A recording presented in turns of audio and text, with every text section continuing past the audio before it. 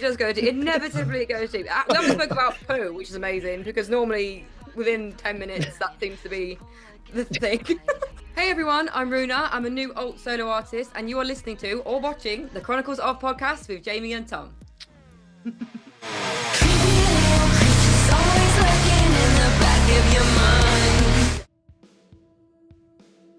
Hello world, Wednesday 13 here. Hey, this is Tom Stain. Hello everybody, I'm Ronnie Ledrew. Yes, my friends, my name's John Mahon. What's going on, everybody? It's Tom. And it's Jamie. Welcome to the Chronicles of Podcast.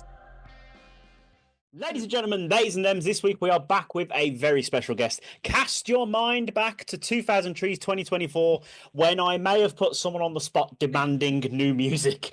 Well, guess what? My nagging like a leech paid off. And like the rising tide, she's back to talk about all her brand new EP, Why Heal When You Can Repress. Everyone insert a Jonah Hill meme in the comments and join us by putting your paraffin torches in the air and cheering for the Chronicles of Ruena. Oh my god! I mean, that was beautiful. Thank I you. was so taken aback I didn't hear half of it. But I was, oh my god, it was like a song drop, and then I was so busy thinking about that. So that was superb. Thank you. Superb. I was scraping the barrel with paraffin torch, but I wanted to get it in there. Yes. I like it. You got it in. You got it in. Oh, okay. As long as you're happy, that's the main thing. Every week I have to sit through these, so I'm just like, It's amazing. Hello. Oh, yeah. Ruena, before we massively dive in and get to the really cruxy, deliciousy stuff, how's your personal Tuesday been? How's my Tuesday been? Well, Yeah. I very boringly just worked today. Oh, I had my squirrels outside keeping me entertained because we've got like an army of them and they eat everything. Oh, it's so, honestly, it's so fun. They're so cute. They're so cute. And then went to the gym and now I'm here. So yeah, love it. love it. Have you Very named all the nice. squirrels? How many are there? No, annoyingly, what's annoying is I don't think they know that I'm the one that brings them the food yet, even though I've got like one of those little window things. So they're right there.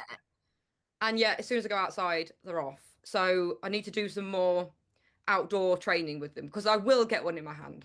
Come hell or high water. Yeah. They are awesome. Cute.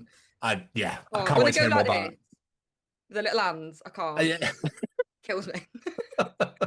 It's one of my favourite memories when I was a kid. My nan had a squirrel. Same one used to come up to the windowsill every day. She named it Billy. And because where her chair was right by the window, she used to sit and chat to it all the time. Yeah.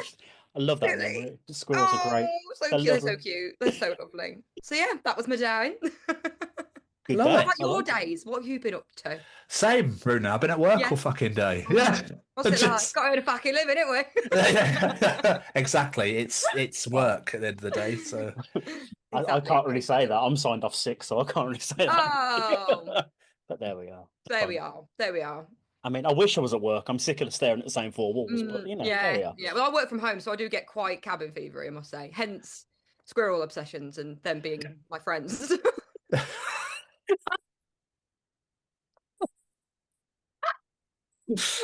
Oh dear. So how we like to start these things, we like to take it right back to the start, back in you a little lass. What did you Yeah. want to be when you were growing up? Has it always been music for you or something completely different? When I was really little, I wanted to be a different animal every day, but unfortunately, that couldn't work. So I do remember, like, music has been in my life from very, very young. My mum and dad were both in a band together, in their like early 20s. So, like, from very, very early on, like, we had the vinyl player out. I remember like being really little and looking through all the vinyl, just thinking it looks so cool, and then like seeing videos of them playing. I just thought, oh my god, that's amazing. And then we'd go to gigs from like really, really, really little. So I was always surrounded by music and like live music. So I always thought, this is sick. So yeah, I started gigging myself when I was 13. So very long time. I was putting gigs on in my local town.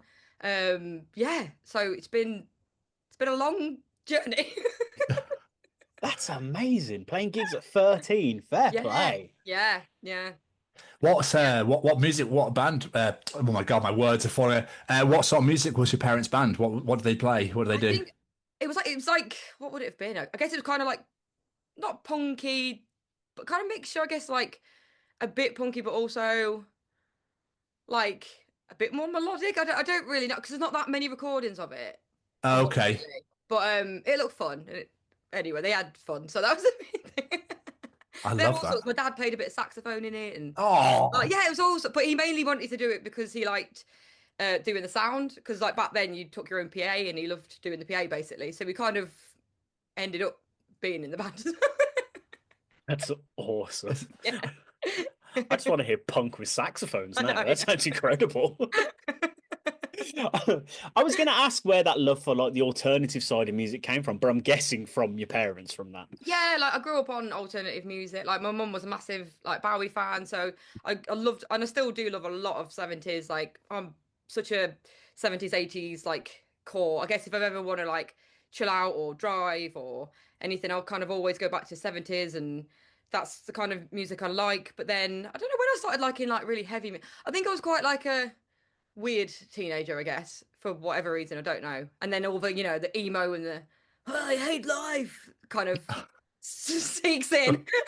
And then at some point I really liked heavy music. So yeah, that was probably, yeah, my I commit. So when I was goth, like I really doubled down on that. And yeah, I think just commit. Whatever you're going through, commit to it.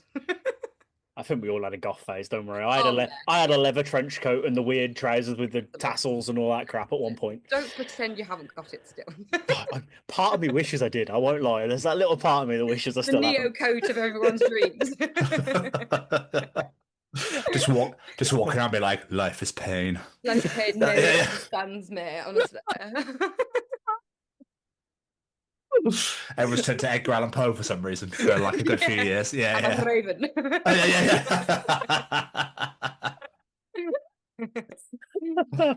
Oh, so we'll get into like this properly, but beyond music, you also like doing modeling and performing and stuff like that. So were you always outgoing and performative growing up, or did this come with age?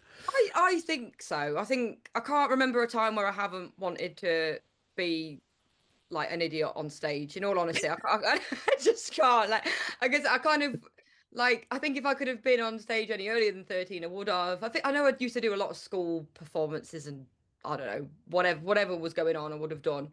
But yeah, I couldn't wait to get on stage, and I'm quite an outgoing person. So yeah, I just like doing fun stuff in any which way it comes, basically.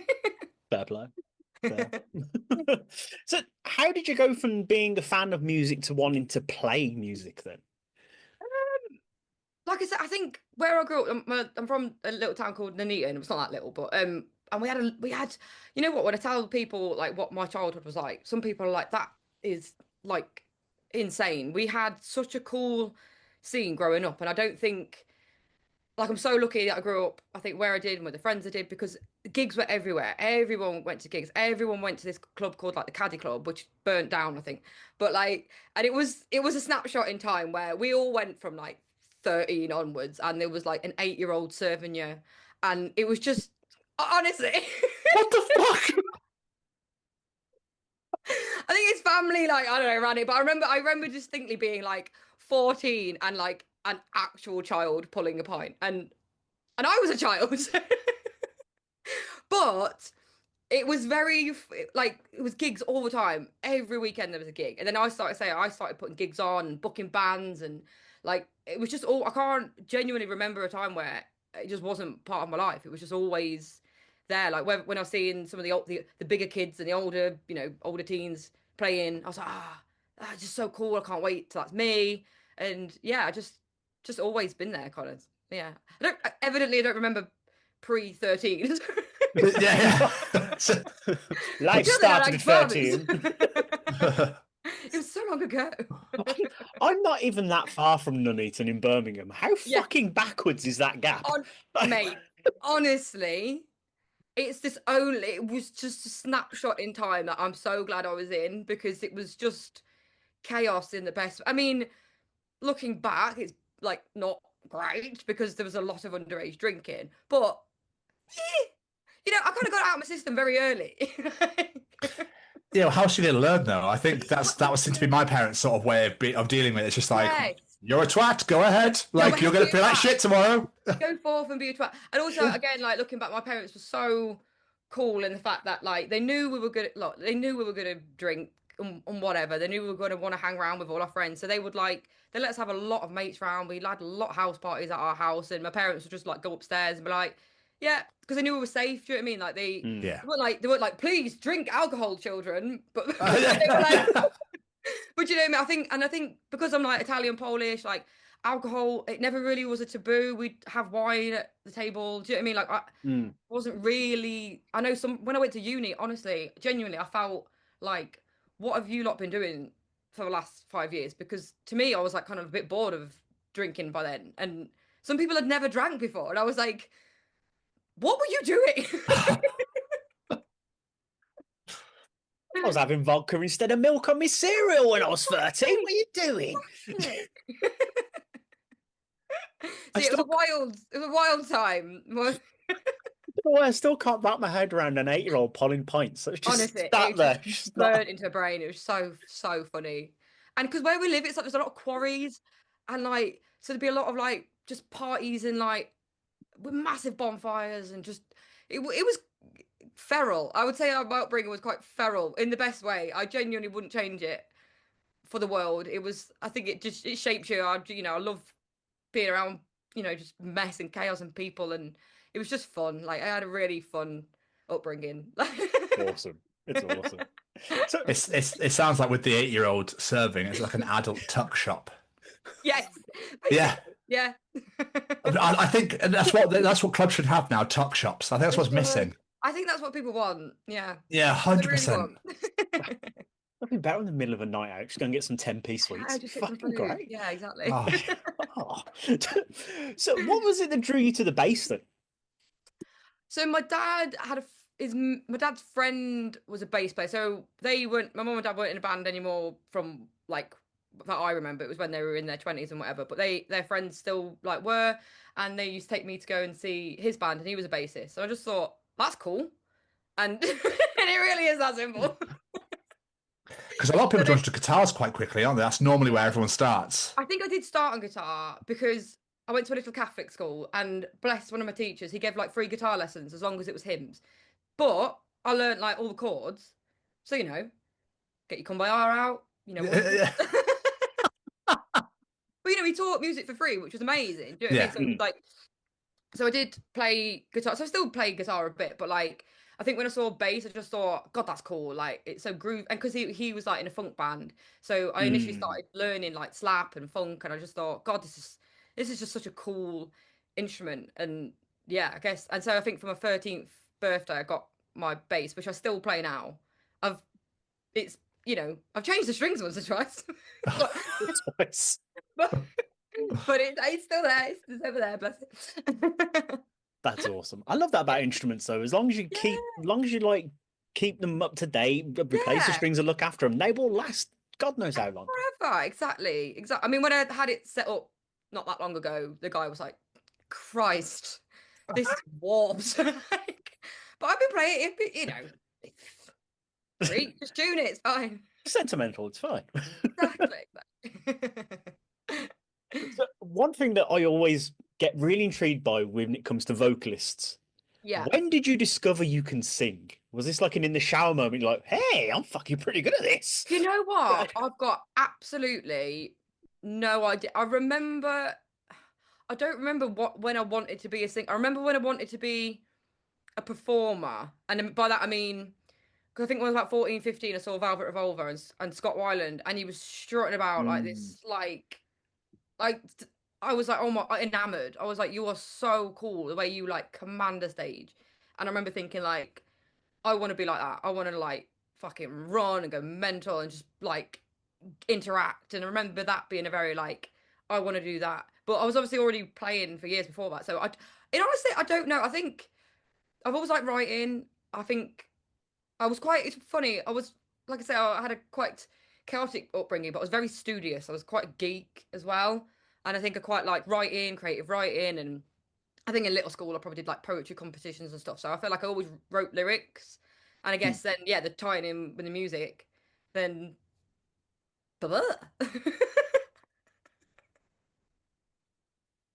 And I'm loud. I don't know if you've noticed, I'm loud, so I can project quite well. No. But yeah, I mean, early days. I think I'm more in tune now, but like I think early days not so much. But I remember my mum, bless her, she would be quite brutal like early on, which was good. I needed to hear it, but she'd be like, "You're really flat on that bit. Your pitch is awful on that bit," and she, like quite cutting. And I'd be like, "Man, fuck off!" Like, rock and roll singer, and but like, and then when cameras became a thing, and like I'd watch them back, I'd be like, "Ooh, bitch, she right." So then I was like, okay, maybe I need to, learn to sing. But yeah. It's tough love though, isn't it? I mean, it's better to be like, oh no, sweetheart, you were amazing. Oh, yeah. And then you come out and you're like, oh, yeah. It's just not. I'm a big believer in tough love. I don't believe in like being so cruel to break someone, but I do. Well, think, no. Do you know what I mean? But tough love, I do think people need it, and I think people want to stop here when they're capable of this. And it's like if you only are nice to people, they will only ever get there. They will never break the next thing if they don't. And you need to, and especially in music, it's brutal. Like it's so harsh. It can be really cruel. You need to have a thick skin. Like I remember we did a battle of the bands. Like I think God, I was probably 14, 15, and this was before proper social media. It was like forums, and I had a whole forum dedicated just to hating me.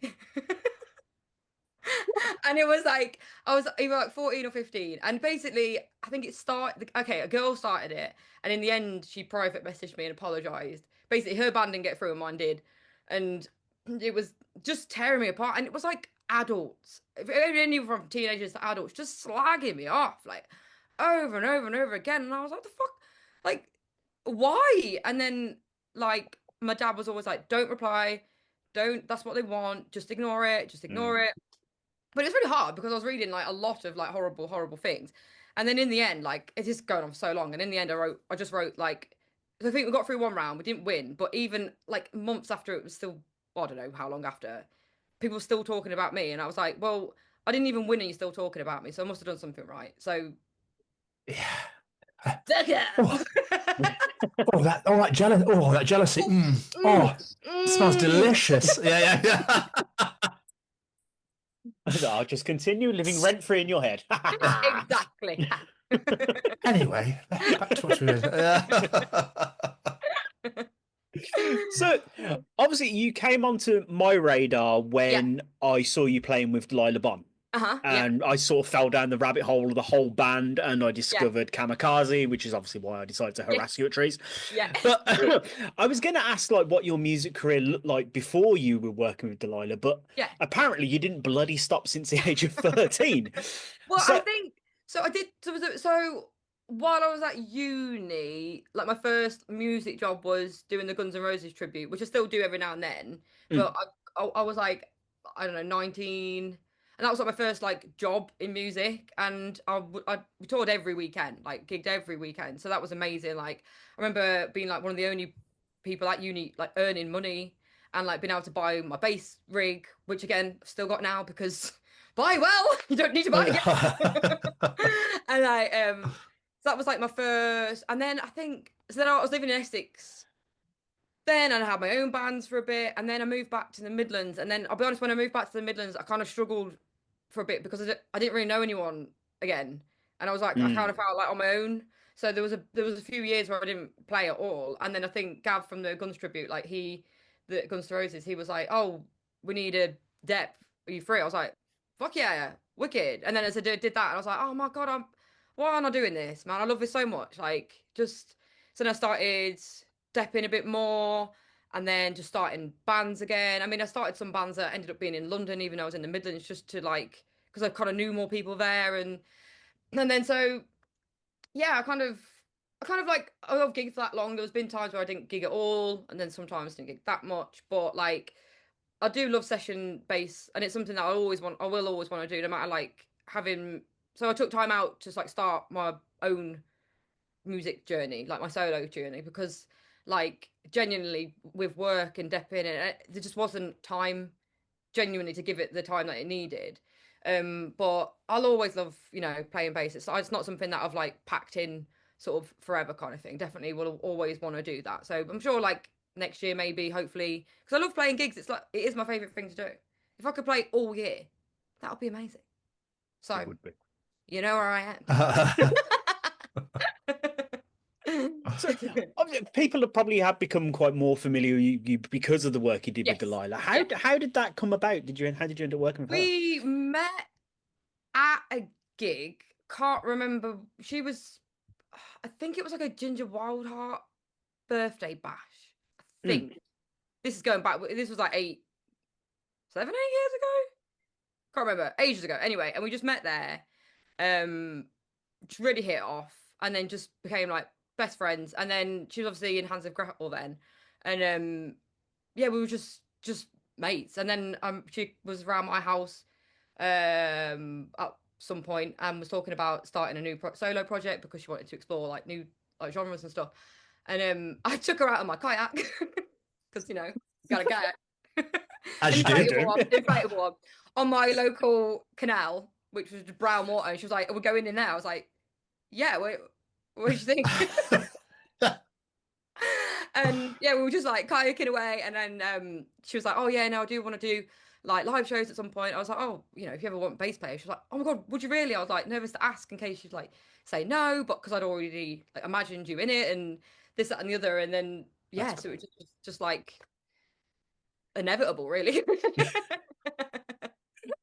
That's really. I love the fact she was like, "Oh, I didn't want to ask, but I kind of hope she'd be doing it anyway." Like, that's really sweet. Like, yeah, it was cute. Yeah, really sweet. So, when it comes to your own solo stuff, then you do have quite a unique sound. It's like poppy, it's grungy, it's got new metal-y. There's lots of like different bits of sounds to it. How did you find your sound? I'll be honest. I just kind of like these songs that now that I've finally actually got them written. I've like got them actually properly made. I've had these honestly for years, and I've kind of like been tweaking them and like trying to learn like Logic and like take them to the next level because I could like hear what I wanted them to sound like. Like I know very much like the sounds I like. Like I like pop production because I like the layering.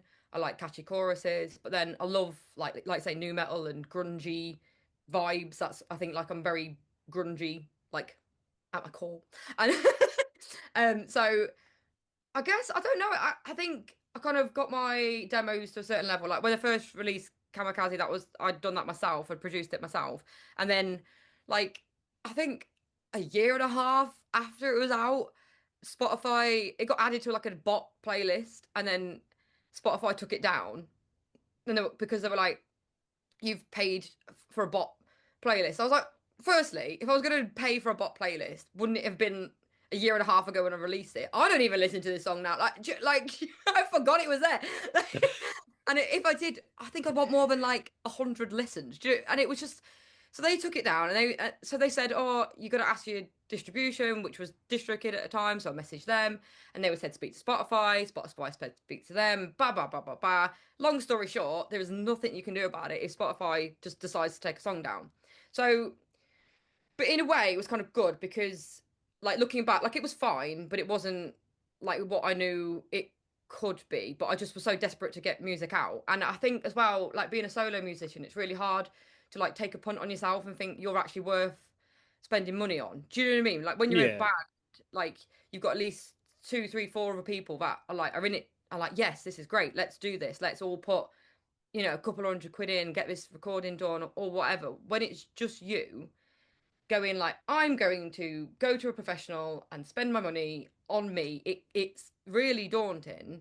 So I think I'm kind of glad it got took down because then it may force me to be like, look, this deserves better. Like you should go to someone who knows what they're doing and like get your songs.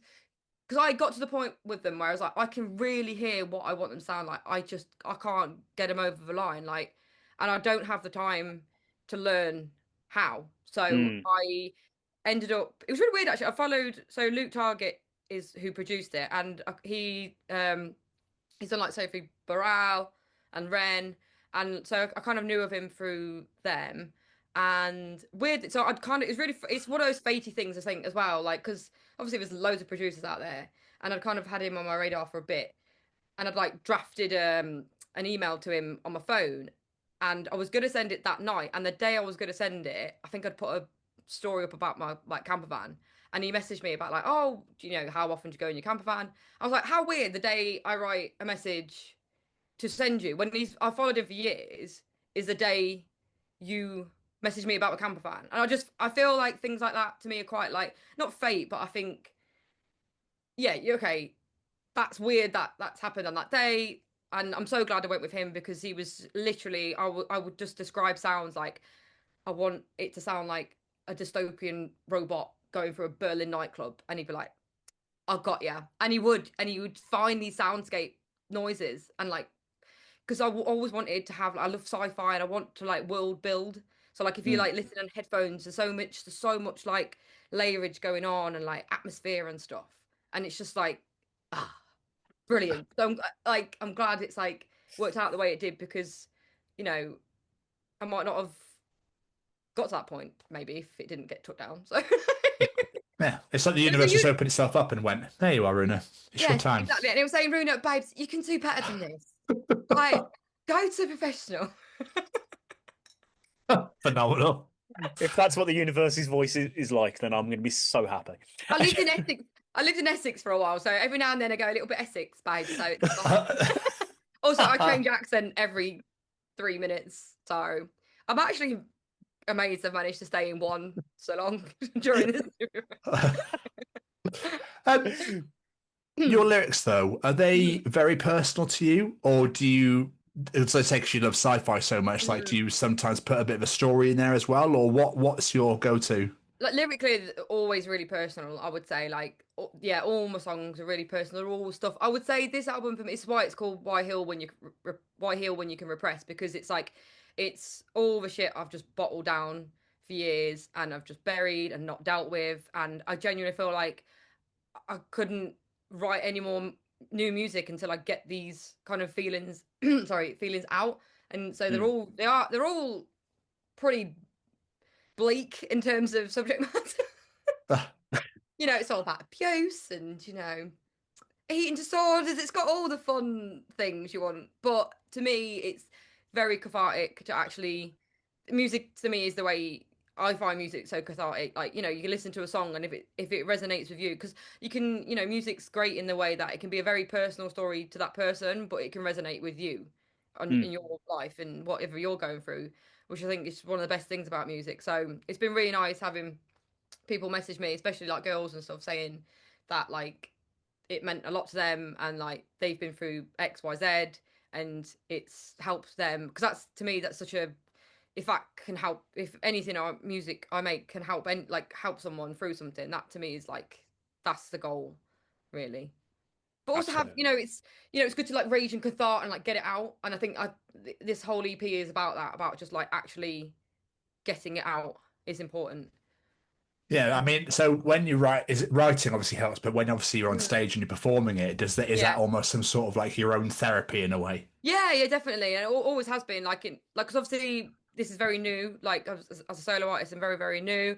Like I did a couple of gigs years ago supporting Delilah, but that was honestly, 2-3 years ago. So I've only done 2 as this now. So I've only got to perform them twice. So I can't wait for like next year to be able to like really play them more and like get into them a bit, because it's still really, really new performance wise. So I'm excited now for that next chapter, just to be like really getting them like down and like having those cathartic moments of people, because it's such amazing. There's nothing like it. Like when I've been in bands in the past, like a band I was in years ago in Essex had started to have quite a bit of following, and having people sing your lyrics back to you, there is nothing like that feeling. Like it's genuinely, it just makes you well up, because you're like, oh my fucking god, like shit, what Yeah. This is amazing. So there's nothing like that feeling, for sure. That's it. But like you say, with you being a solo artist as well, how do you have anybody that you speak to that you can bounce ideas off, or is it literally, I'm going gung-ho, we'll just see if this works?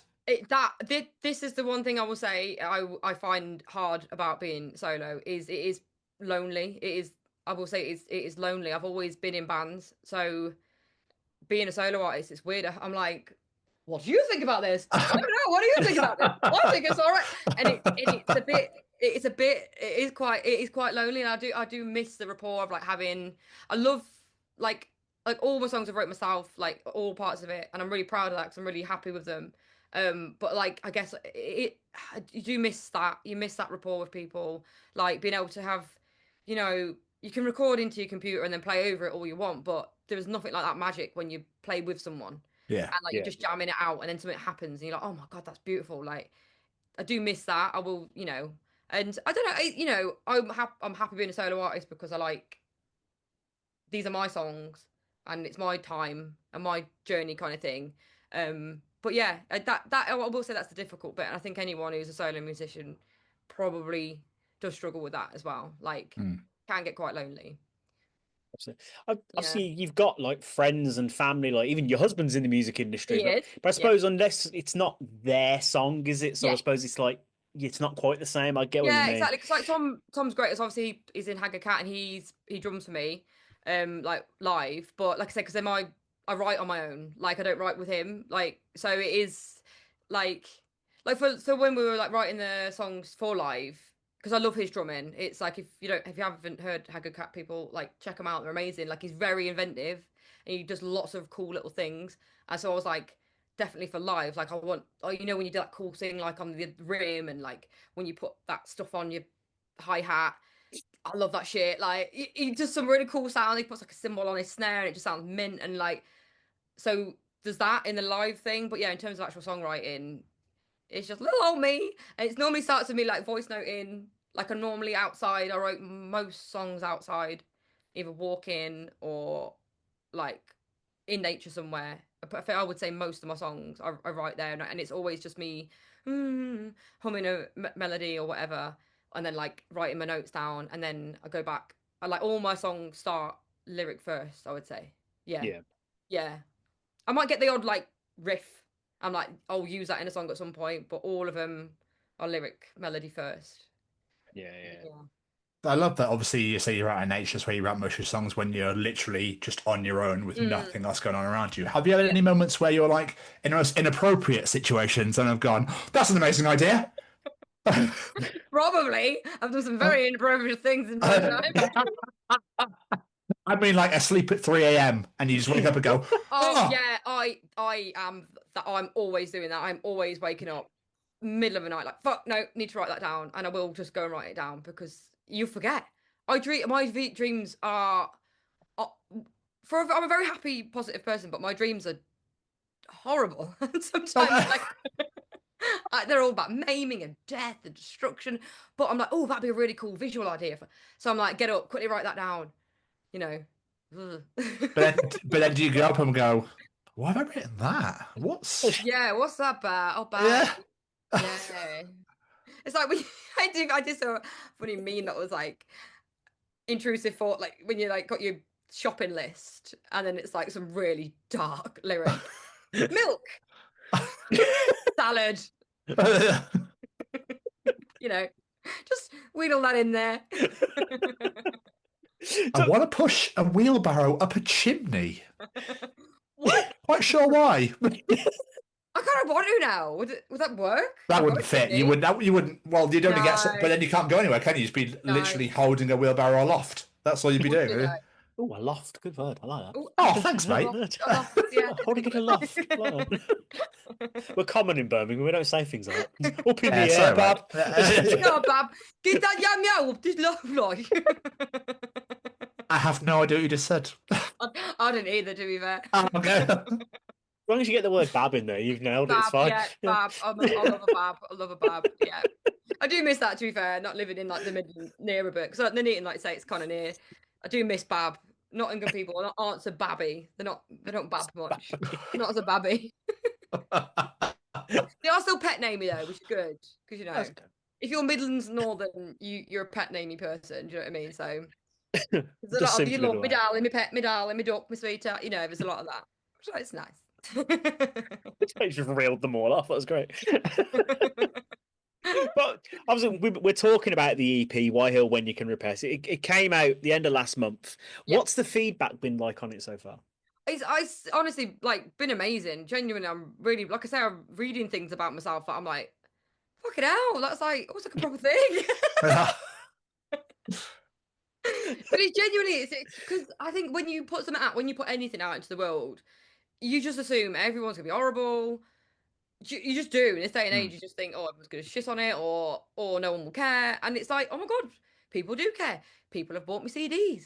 People are writing like reviews. People are like actually listening to it. Like it's on playlist. It's like it's really blown me away in the best possible way. Like I just want to be able to get it to more people now. I think that's my next. I think as well because I'm in a weird thing where I feel like I've been around forever because I've been gigging now over 20 years. However, to most people, I'm very new. Like I am because I am. I've only, like I say, I only released an EP in November. I only started releasing singles in like July, I think the first one was. So I'm so new. So it's kind of hard, especially when I've played all the gigs that I have played. You know, I've played around the world to then be like, no, you're new again. I'm not like starting from nothing. Obviously, you know, I've got, you know, I'm not starting from absolute nothing, but it is kind of like, oh shit, I've got to like do everything like from scratch again. But it's like, but I'm good at this. I promise I'm good. Honestly, it's like I've got a CV. Like, honestly, good for it, babes. Just book me. Good for it.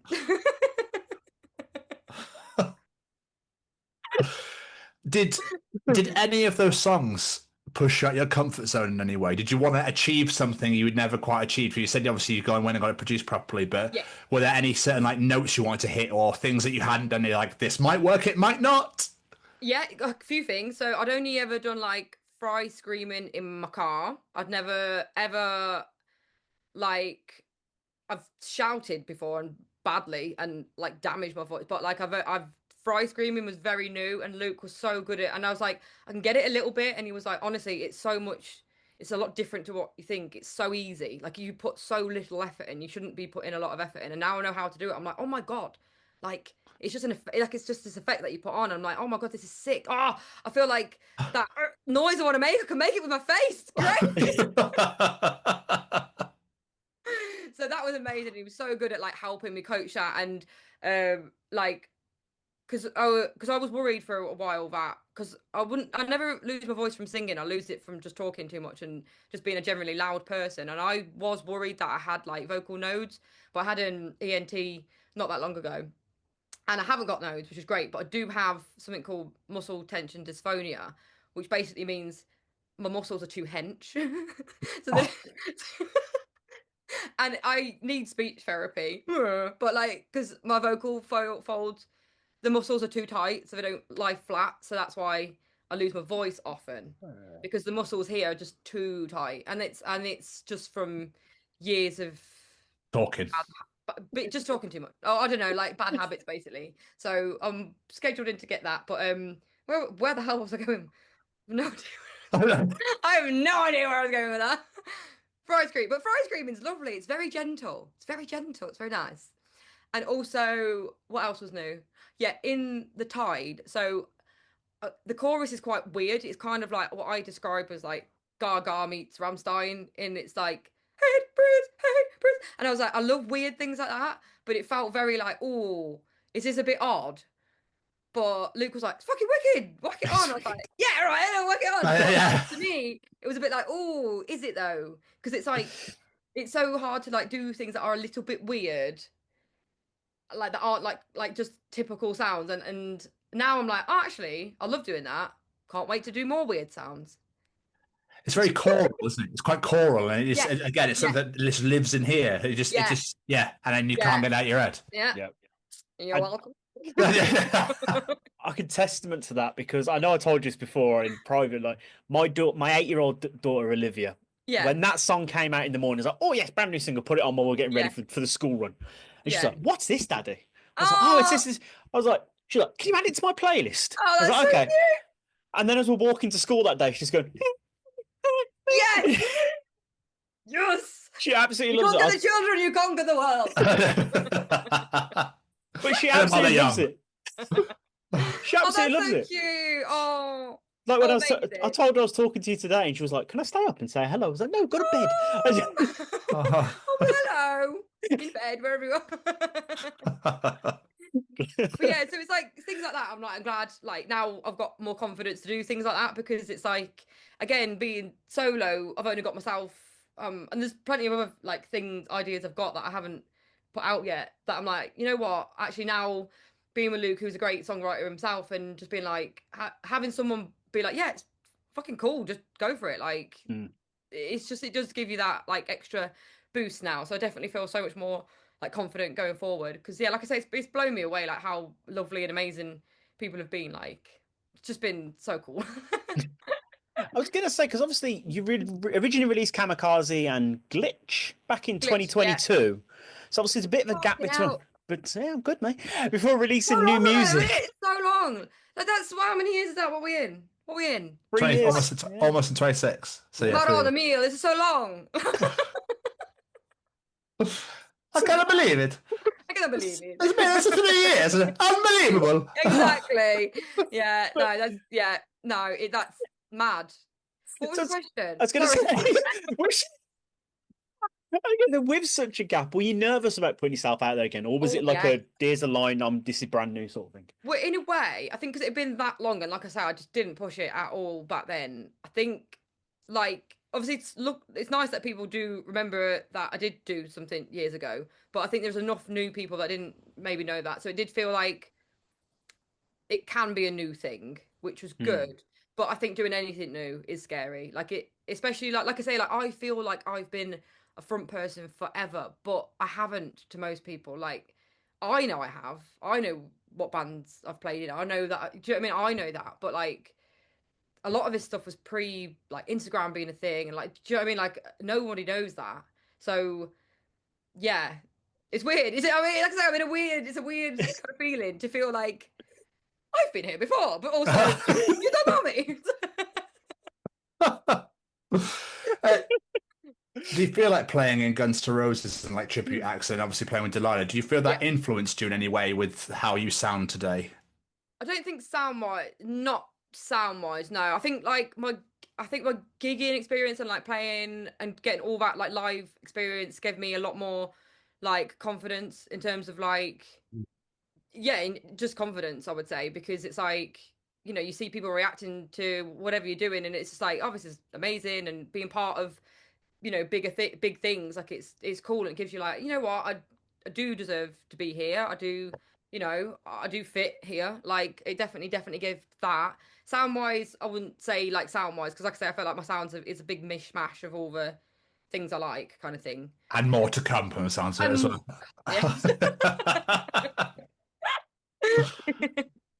So, are there any particular tracks on the EP that stand out to you? Obviously, I know it's 5 tracks, you could say all of them, but like, is there any particular ones that are really like, this means a lot? It's weird because like because they're all very, like I said, they're all very personal. They all mean a lot in their own way. And like I kind of like when I first got the EP like back, like I must have listened to it honestly 40 times in a row, because I was just like, oh my God, I'm so happy with how these have come out, and like I love each one for their own different reasons, kind of thing. So it's hard to pick out like a standout like track, because they're all different to me, and I'm just proud that I managed to actually get them all to fruition, and actually finally, like I say, how long have I been saying? I think in that interview I was like, I don't know, summer, Christmas, next year, don't know. So the fact that like they're alive, it's just a miracle. I think your actual answer was something along the lines of, whenever I get the time, man. Whenever I get the time, but I don't know. Yeah, we don't got the time. All right. It must be amazing to actually be able to hold a physical copy of your work, though. Yes. Oh, it's cool. Yeah, I was like, my baby. Yeah. I do very much feel like, look at my baby, look at my baby. Like most people with their pet pictures. Yes, exactly. Yeah. Yeah, no, it is really cool. It's like, oh look, that's my thing. Like I've like bands in the past that I've done, you know, we've had CDs out and stuff before, but it's been so long, like since I've put out anything myself. It's just like, oh, this is a thing. It's a proper thing now. It's real. I suppose that's got to like inspire you at the same time to be like, I did it this once, I can fucking do this again and again and again and again.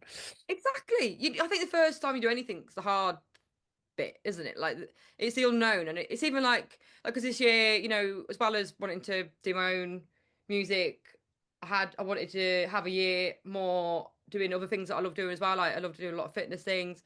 So, and also I've always wanted to like start a YouTube channel, but I've never dared because I was like, oh my God, people are going to be horrible. And even with that, like people have been so nice, and it's just like I think my key thing is like people don't do things because they worry that people are going to be horrible to them, but like they might not. Like just assume they're going to be nice. Like why do we always instantly think everything's going to go bad? Everyone's going to hate it. People are going to be horrible. I know why we think that because of how nasty people can be on the internet. But like I just think let people surprise you in a good way because you never know what might happen. And like I said, even with everything I've done, like I've had so much.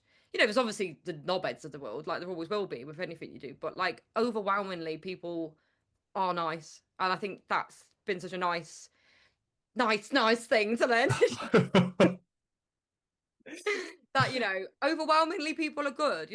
It's very easy to think doom and gloom, and obviously in the times we live, like it's everywhere.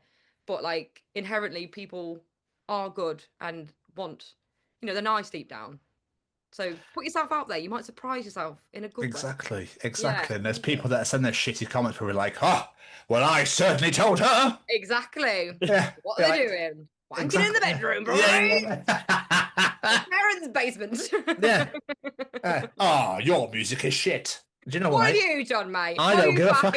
I don't care. Like it's literally one person out of however many. Yeah. There's always one that just thinks they're great just to shit on you for no reason whatsoever. So fuck those people. Yeah, fuck them. And it's hard not to. Like I genuinely, you can get 100 nice comments and get one nasty one, and that's annoyingly the one that will stick in your mind. I think it's just what it is to be alive in this day and age, isn't it? It's just a new thing. Like I said, I think my age group it's that age with guinea pig age, because we remember a time where you didn't have phones. You knew the people at your school, and they were who you talk to. You didn't have endless streams of opinions. Yeah. And so to go from that to this, it's no wonder, people now are just fucked. Like, yeah. No, you're right though. But you are absolutely right. Yeah. So overwhelming, like, and everyone's got a million tabs open in their brains nowadays. Like it's so hard to, it's weird. You know thousands and thousands of people on your phone, but people are lonelier and lonelier now, and it's just like it's a difficult time. I don't know where this is coming from. What are we talking? I don't know. We've gone philosophical. We're getting deep. Yeah. The chatty interview gone deep. Chatty interview does go deep. Inevitably, it goes deep. We haven't spoke about poo, which is amazing because normally within 10 minutes that seems to be the thing. Well, we've gone 50 without it. But it was my next question. No.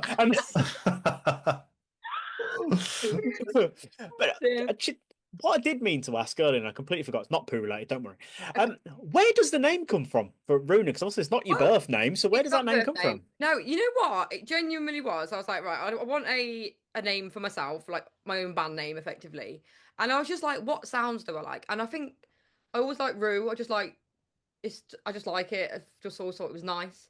And then, but I like multiple syllables, so I just genuinely was just writing down phonetically sounds that I like.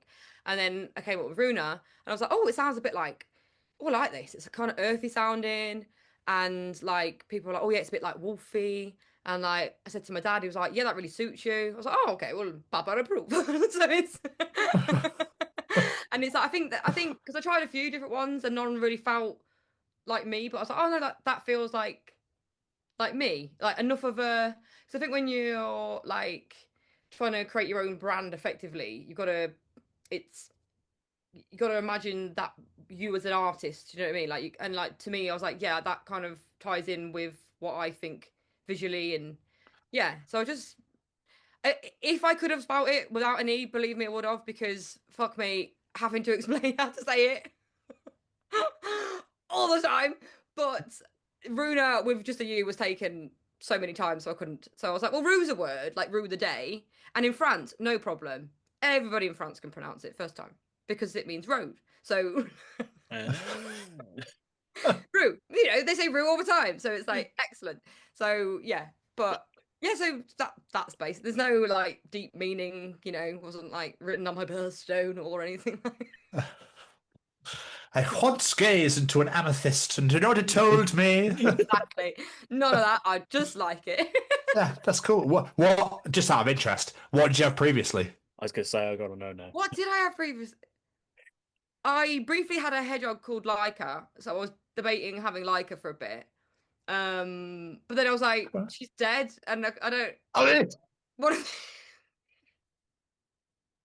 Yeah, I don't want to be reminded of my dead hedgehog. Like, yeah, that's all right. I can't say I blame you. Yeah. Fucking hell.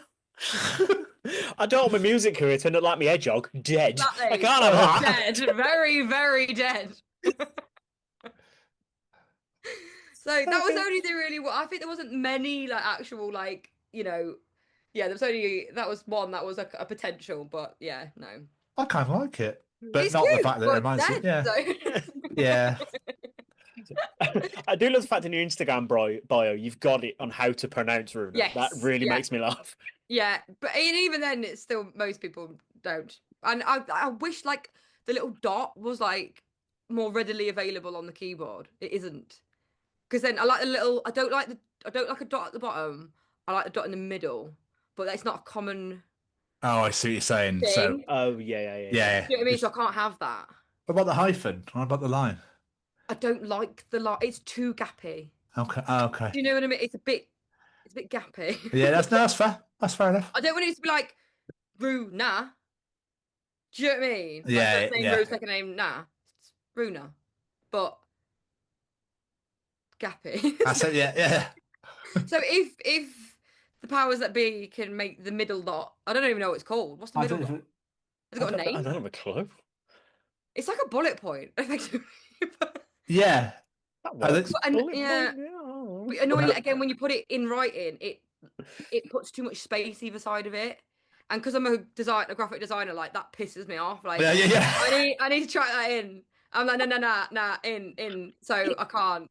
So people, eventually though, people will just know.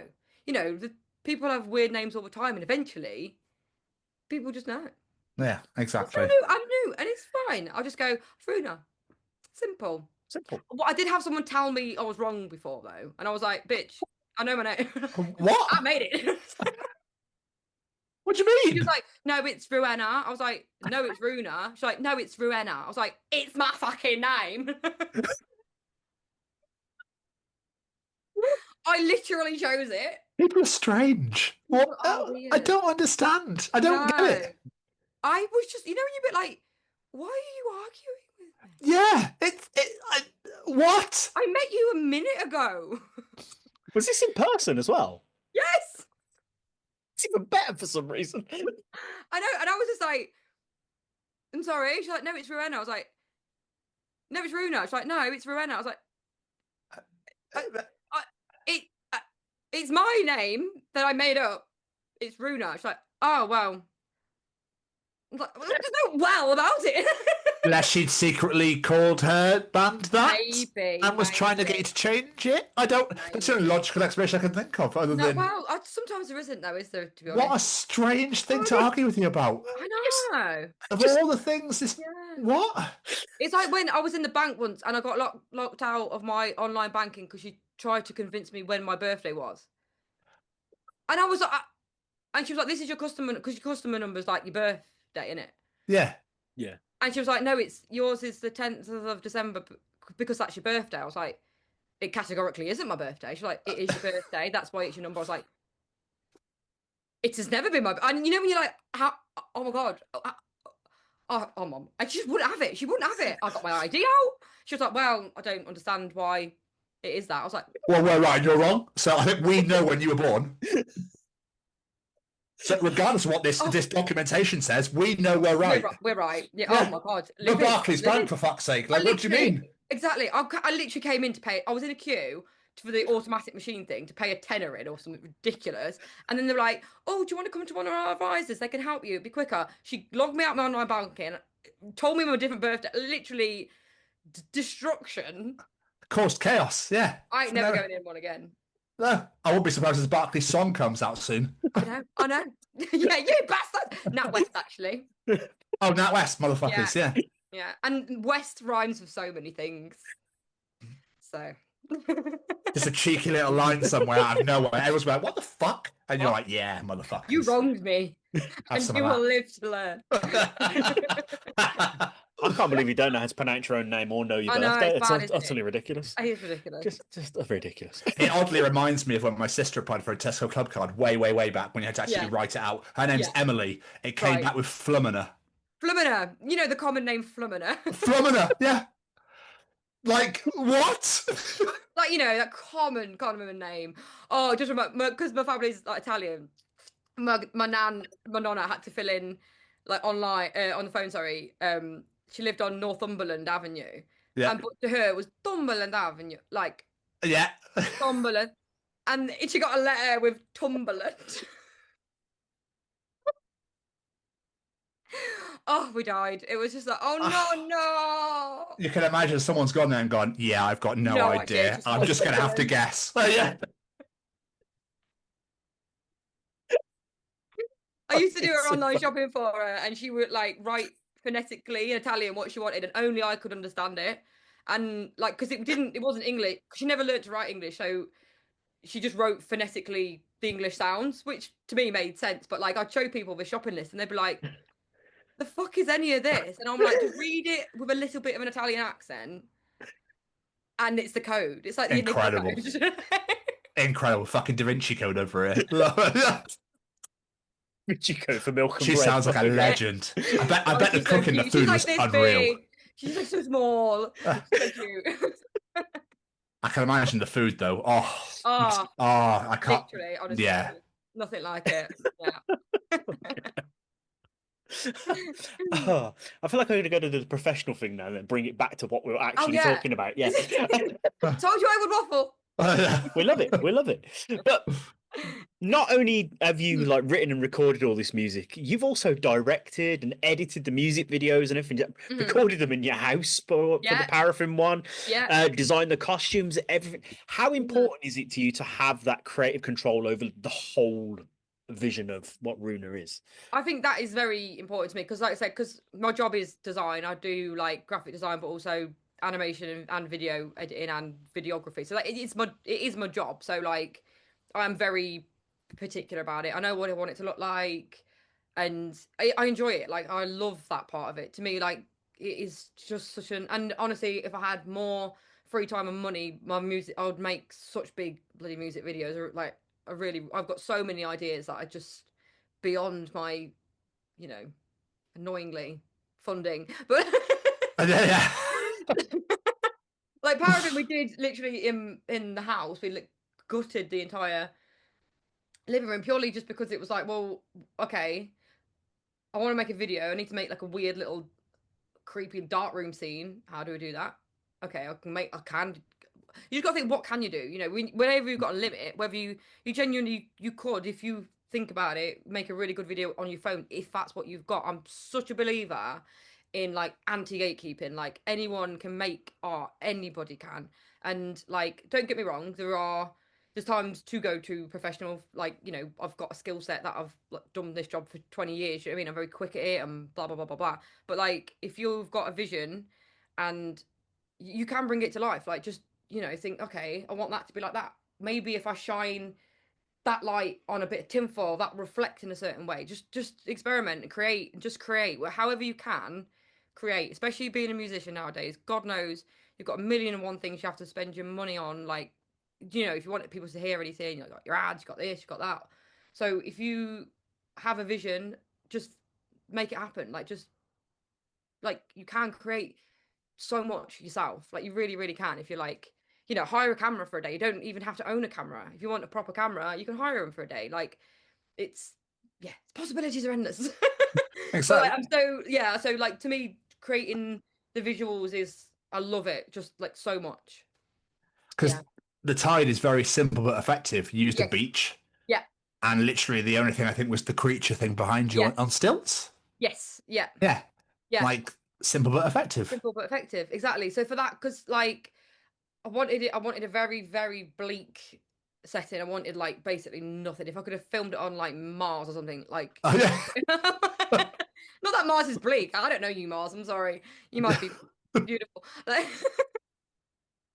but like, I knew I wanted bleak, and like, I knew I wanted a creature because like, it's about this eating disorders haunting me forever, and I wanted bodies in it. I wanted a lot of body movement and like having people like with like tormented movements and kind of going through this thing together. I wanted it all fleshy coloured, like yeah. So the week before I was just beavering away making all the costumes and just like making the little creature thing. And Tom made the front.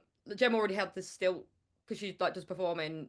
So she already had peg stilts. So I was like, right, okay, if I make some like legs, I'll be honest, the creature turned out a lot better than I thought. Like genuinely, I was making it and I was a bit like, because I'm a little bit perfectionist. I like sewing, I like making things properly. That was a bit rushed through the door. Okay. Okay. Right? Because I was like, I just need a load of fabric. I'm going to cut a load of strips. And I looked at it in the house and I thought, fuck it out. It's very college. Very college. But luckily, in setting with the wind, Yeah, it looks really good. I was like, oh, Yeah. thank God. I genuinely was a bit like this. Because as well, like on a beach, nowhere to hide. Nope. You got nowhere. You're not in a studio. You can't change the lighting. You can't whack a load of. Do you know what I mean? And I don't want it. I didn't want a heavily affected video. So I was like, fuck it. If this looks shit, it's going to look a bit shit. But luckily, I was like, oh, thank God. Oh, it looks lovely. Oh, thank God for that. But I was a little bit worried. I suppose being a solo artist, though, you have sole control over everything. Yes, it is mine. Yeah. So you're not there then like, oh, I think this should be this way and have that reflecting. No, but I think that you don't have that. Yeah. I know it's obviously, like I said, it's a very lonely place, but you are solely in control of how you want it to look.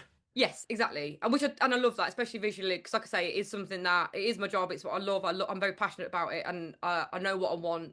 And yeah, I can make that happen. And so, yeah, if it's the one place that I feel very confident, just be like, if someone's like, oh, why don't you try this? I'm always happy to try ideas and sort of thing. But if I'm like, no, I don't want that. Like, do you know what I mean? Like, I know what it is that I want visually. So yeah, I feel I'm in a good place for that. And yeah, I can't wait to make more visual stuff. Like, I think that's the thing. It's kind of a bit of a weird one in this day and age, like, content creation. It is a bane, don't get me wrong, like especially as it's like you've got to produce content constantly, and you can have that view, and it is, don't get me wrong, it's so hard. Like I said, I've got work, everyone's got things that they've got to try and then also make a lot of stuff. It's difficult, but I do also think, isn't it great that we live in a day and age where like you can just make 15 seconds of art? Like, ain't that fun? That's great. Like, and I think you just need to, you can moan about it or you can just get on with it. And like it, don't get me wrong, there's times where, well, the thing is, it's like TikTok, genuinely, TikTok's so easy. I can quite literally just do this, video myself just going whack text on it. That's what TikTok likes. It likes shit. Yeah. Do it. If it makes someone hear your song, don't spend hours on it. Yeah. Spend honestly a minute. And that's what it likes. It likes that lo-fi crap stuff. Yep. And then use other channels for your art. Because at the end of the day, no one's going to help you. You can only help yourself. So you can hate the game all you want, or you can just crack on. And I'm new. I need to just crack on. Yeah, cause I think there's a video of you, I think it was raining, and you talked about nature, but you had a hood up and everything, and you literally got your song playing and you're just looking around. Yeah. Exactly. Yeah. A minute. Works a dream. Content. Probably gets more likes and views than shit you put effort in on TikTok. Do you know what I mean? Like TikTok's very low. It loves this no effort stuff. Whereas, so when you are a creative, making shit posts or shit talking, I don't know, there's a name for it. I don't know. I don't know. That might not be it. There's a name for it. I'm grandma TikTok, so I don't really know.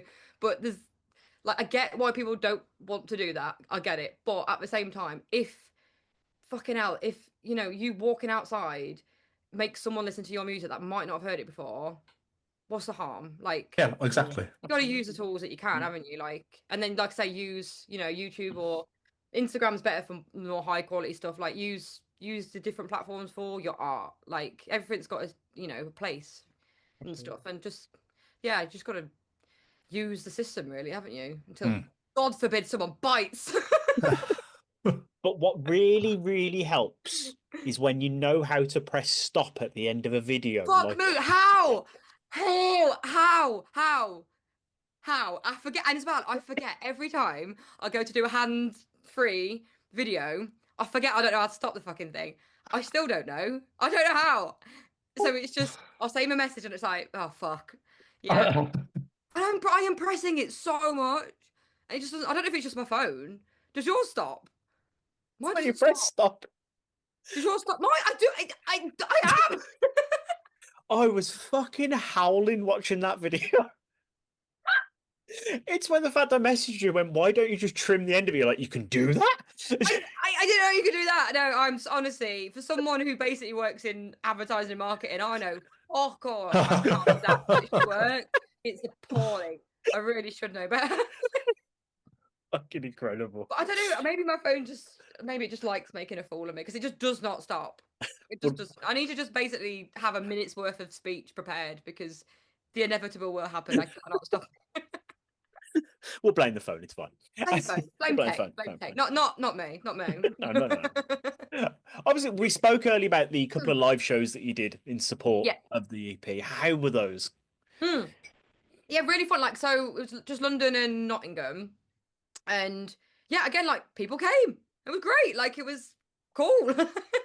Like I definitely, because at the minute it's just me and Tom playing, and I was kind of testing the water because obviously I'm a bassist, I can, sing and bass forever kind of thing. But I like running around, and I like, so going forward, I'm like, right, I definitely want to maybe have someone else play bass, or maybe I'll just play bass on one, so then I can be more front person-y. Do you know what I mean? So I kind of was like kind of testing the waters. Like again, it was the first time I played these songs as they are, and since like when I kind of played them the first time around, I have changed them. I changed like choruses. I changed a lot. Like I actually, like Luke, who did my production, he also exported the like stems and stuff so I could have like my guitars on there or like synths on there for like track. But like, I am from a live music thing. I do ideally want live guitars.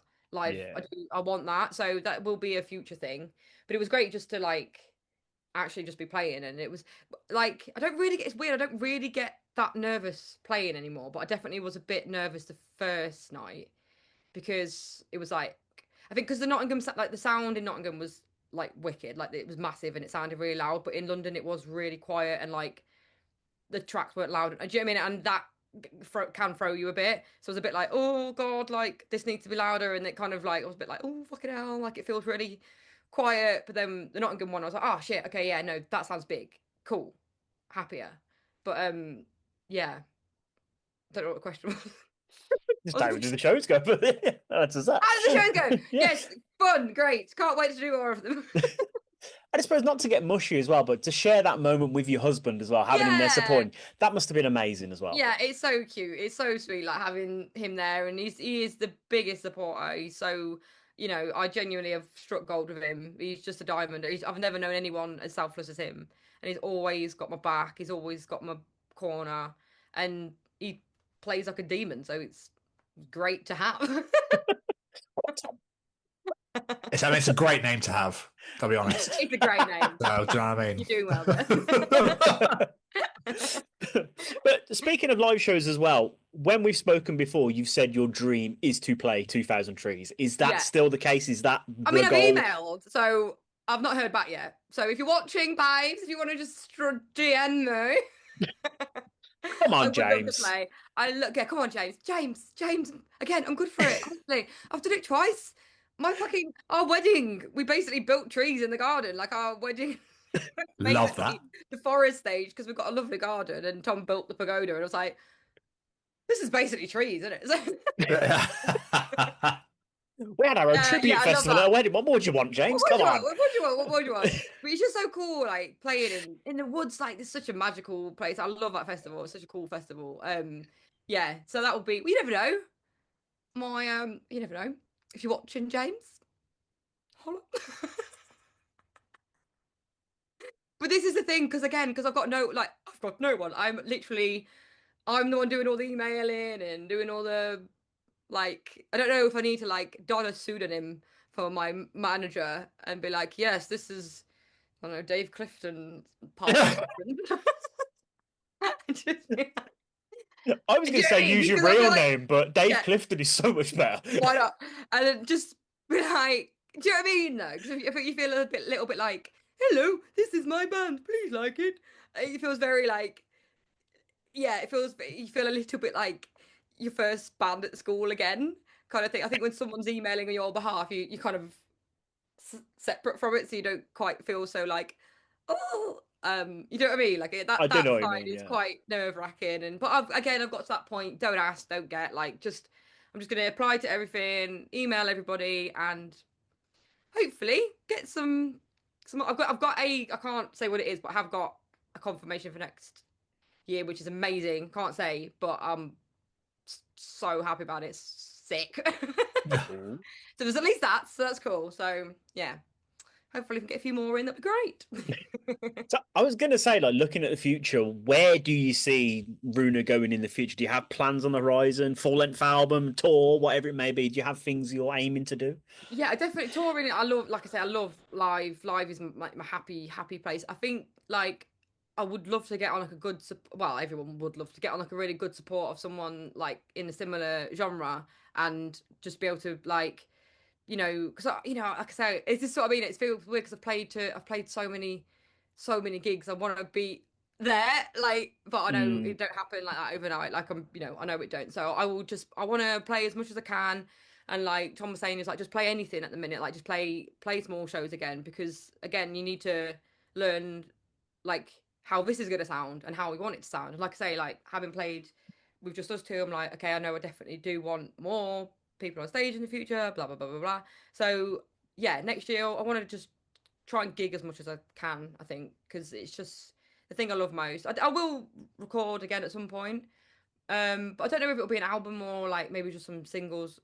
Unsure, but fucking hell, it took 3 years to get this out, so let's hope it don't take that long. See you 2028. Hey! Yes, I mean, it's definitely a generation of people that like, that was great, what's next? That was great, what's next? Yeah, I think there is that pressure as well. It's a bit like, oh, you've done that, okay, what's the next one? It's like, oh dear. It's like, I don't know, how long did Pink Floyd take? Fucking years. Yeah. Years. Didn't they? I don't know. I think they did. But do you know what I mean? Like back then, you could take time in between like albums and stuff. But like now, like you say, you've got to like, oh, here's Tom. Hello. The legend. Here he is. Here he is. Hello, mate. Hello. You good, Paul? Yes, really good. How are you both? Yeah, not too bad, thank Just you. trying to understand what's going on here. Switches when they talk, and I keep looking in the corner, like I keep looking at myself like a parrot. Oh, right. Yeah. Hi. Parrot. As long as you don't start headbutting yourself like a budget. No promises. I'm going to go make a sandwich. Enjoy, mate. Enjoy. That sounds like a great idea. See you later, Ben. Yes, gigs basically. That would be a big aim. But yeah, no, what we're saying. Oh yeah, people. There is like that constant like, oh, it's been a month since you released anything. You need to release something. It's like, oh my god. It's a bit like why I did singles leading up to my EP, because it's like Spotify likes it if you do something every 6 weeks. It's like, oh, it's so. Yeah. It is annoying having to like I know I said about like playing the game and that. It is kind of like you do constantly feel like you're being dictated to by things. So it is hard, and like I won't be able to release anything new for like a while, because my focus is going to be like I've got a good, an EP for me is enough surely to be like, look, it's just 5 songs, loads of songs, if you like them, you'll like everything else. I suppose as well, when you're writing lyrics from the heart and about how you feel and stuff like, you don't really want to feel pressure to be like, shit, I need to feel feelings. Depress me, do something bad. Well, this is the thing though, like you say, because like a lot of writers will say they write their best stuff when they're like sad, and it's you don't want to be sad all the time. It's hard to write happy songs. I don't think I've ever written a happy song. Paraffin's quite happy. Paraffin doesn't sound very happy, but that's my happiest song, because it's about actually when me and Tom met. I kind of realised, like, I hate my life. What we're doing, like, I was with the wrong people. I'd never met anyone who actually made me feel it was all right to be me. Like, I'm very blah, and I've always been told I'm too much this, I'm too everything. And it wasn't until I met Jenyon, who's the first person, like, who's made me feel like I'm, what's the word? Fine as you are. Yes. Good as you are. No, Perfect how you are. genuinely. Yeah. And that's what Paraffin was about. It was about like just basically wanting to burn everything down and start again and be like, oh my god, I can live a life. I can be this. I can be that. Like, yeah. So that's a happy song. So potentially it could write. I've got loads. I have got like or plenty of other lyrics and stuff already ready to go. Just kind of because I've been focusing on, getting the EP out, doing the visuals and like marketing and like email. Oh my god, the list. God, it never ends. Genuinely, it's so hard. I don't think people maybe if they're outside of music realize how much is involved in music. And you're doing it because you love doing it. At the end of the day, no one's making you. The world won't end if any musician stops making the music, but it will. By making the music, they will help someone. Do you know what I mean? So it's like people need to keep doing it, need to keep making your art in whatever way you do. But it is, God, I said, oh, it's a big list. Yeah. Oh, it's a big list. I can't remember who said it, but I remember there was a quote being like, "There's a reason it's called the music business." Yeah. Like genuinely, there's like you've got to. Like on my to-do list, it'll be like when I was making my EP. So it's like, got to make your EP, and then you need to have your artwork and everything uploaded at least 6 weeks before, and then you need X amount of like content videos around that. Then you need to apply to festivals. Then you need to apply to this, and you need to do that. Oh, have you done all your PL, your PRS? Have you done all that? Have you? It's just like there's so many layers.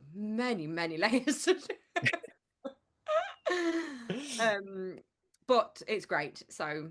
It's great, and it pays off. It does. I've told you in private, and I'll say it in public, the EP is fucking fantastic. Thank you. So I'm really glad I harassed you in public at 2000 Trees now, because I got my own way. Yeah, you made it happen. Yes, it's all down to me. Yes. No, the EP is absolutely incredible, and I really cannot wait to see what you come out with next. Thank you so much. Wait. Yeah, I'm so happy that I'm proud that it's out, and yeah, gosh, can't wait to like just play it more now and just get it out to more people. And I think that's why I love playing live, because it's like real people and you think, oh my god, they're there, I can connect with them, and I love that like side of it. So yeah, I think next year that will be like a focus, and then just try and work on how I want my stage show to go, because obviously I do love like the different performing elements and stuff, like when we're playing with Delilah, put in a lot of like the choreo bits, and I love all that, and I love shows. I love like I know from like I say when I saw like Scott Island and on loads of performers, like I was so drawn to like the performers. Like I love watching like people who clearly look like they love what they're doing and like love being on stage and love entertaining people. So like I want to focus on how I can make that happen. Again, if I just wait, if I had like an angel investor or something, the shows, honestly, they'd be like, fucking hell, all sorts of shit going on. It's out of the universe now. You just manifested that there. Any rich people want to pay me? Mate, Rammstein look like amateurs. Exactly. Oh god, imagine. Mr. Stevens, do you have any more questions for our wonderful guest? I do. I have one more for you, Ruena, and then I'll let you go and enjoy the rest of your evening. And then Sam, it's just chatting it. It's great. But when you first started this journey, when you first picked up a bass guitar, obviously growing up in the music world with your parents and everything else, playing with Guns N' Roses, playing with Delilah, did you ever think this is where your life would be today?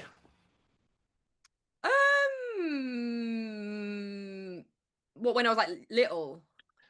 I mean, did you ever think that you'd have an EP out? Did you ever think you'd be doing your solo stuff? Did you ever think that you'd be? I guess I kind of always. I think for me, I'm just glad it's finally happened, because genuinely, if you asked me 16 or whatever, like, what do you want to be? It would be like front person. That's always what I wanted to be. So I'm just happy that it's actually happening now, because it feels like kind of convoluted way to get there, but got there in the end. Yeah. It's all about the journey. 20 years of gigging. But no, like I genuinely, I think when I look, I think December's always a month where people, well, I do, I don't know if you do, I get very like nostalgic, and I think like I start thinking like what I've done, and and through my own things, through July, through Guns, I've been all around the world. I've played amazing shows. I've had the best time, like doing so many amazing, incredible things. So if I can have a goal for me now, it's if I can replicate any of that in my own music, in my own way, that for me would be like, fucking hell, made it. Like, even like, if genuinely to me, like getting like even 50 people in a room that like your music, to me it's like, I'll be like, fucking hell, that's like amazing. Like, to get people to invest in you and actually leave the house and come see you, it's like, oh. So, and then like, let's say that happens, and then if that gets bigger and bigger and big, like, I guess you just got to keep dreaming big and keep hoping and keep just churning away. And it will happen. It will happen. Exactly. If you're mad enough to dream it, it can happen, you know? Absolutely. 100%. Thank you so much for taking the time out and chatting with us today. Oh, Absolutely, it's been so much fun. Thank you so much for talking to me. It's been brilliant. Anytime. Before we let you go, though, plug social medias. Where can people find you out in the world? So on Instagram, it's at it's Ruena, which is Ruena. TikTok, I think, is the same. YouTube is just at Ruena. No, it's. Yeah, I think that's it. And then Spotify and all the rest, because I'm on all of them. I'm not just, I have Spotify, so I say Spotify, but I'm on all of the things. Again, just Ruena, Ruena. That's me, baby. Find me. So Ruena, yeah? Okay. Yeah, it's Ruena, yeah. Ruena, yeah. It's also Ruena. How would you spell it? Great.